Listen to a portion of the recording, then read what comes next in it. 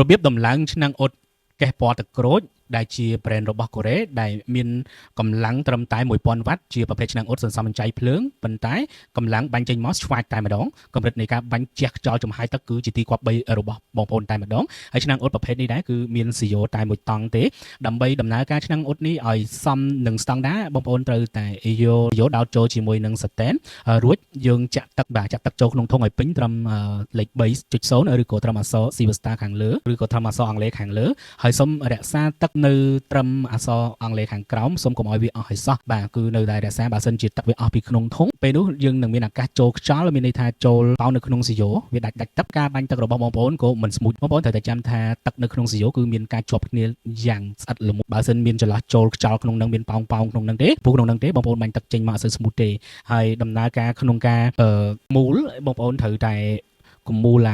របស់ Satan នឹងខ្លាំងពេកអីកាលណាតែមូលខ្លះវាអាចនឹងធ្វើឲ្យទឹកហៀតាមនឹងអញ្ចឹងយើងគ្រាន់តែមូលបើកថាតើទឹកនឹងចេញពីតាមស៊ីយ៉ូនឹងគឺមានសភាពធ្លាក់មកល្មមនៅបាទហើយបន្ទាប់មកបានយើងធ្វើការបើកឆ្នាំងអ៊ុតចោល1នាទីទៅ2នាទីដើម្បីឲ្យឆ្នាំងអ៊ុតក្តៅហើយយើងធ្វើការចុចទះបាច់បាទ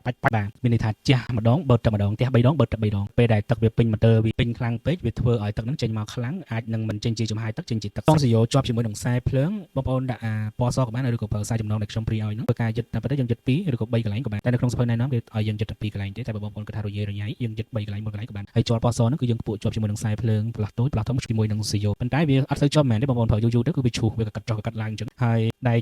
ដែលមានដែកស្រួចនេះមួយហ្នឹងសម្រាប់ពេលដែលឆ្នាំងអ៊ុតស្ទះទឹកអីហ្នឹងគឺយើងយកវាចាក់ចូលក្នុងប្រហោងបោះបាត់ឆ្នាំងអ៊ុតដើម្បីឲ្យវាស្ទះដីឬមួយក៏ទឹកមិនស្អាតនៅក្នុង Satan ដែលយើងបានចាក់ពីមុនមកអញ្ចឹងវាអត់ស្អាតដល់ជួយធ្វើមានការកំណត់អញ្ចឹងយើងយកដៃយើងចាក់ចូលតាមប្រឡោះវាទៅវាធ្វើឲ្យភូតែបងប្អូនដោះវាចេញមកក្រៅយកទឹកប្រមាណបាតខាងខំដែលមានផោងអញ្ចឹងបងប្អូនគួរតែចុចមួយពឹកហើយចុចសាកការចំហាយទឹកបាញ់ប៉ុណ្ណឹងត្រូវចិត្តនៅបើអត់ត្រូវចិត្តទេបងប្អូនចុចពីតក់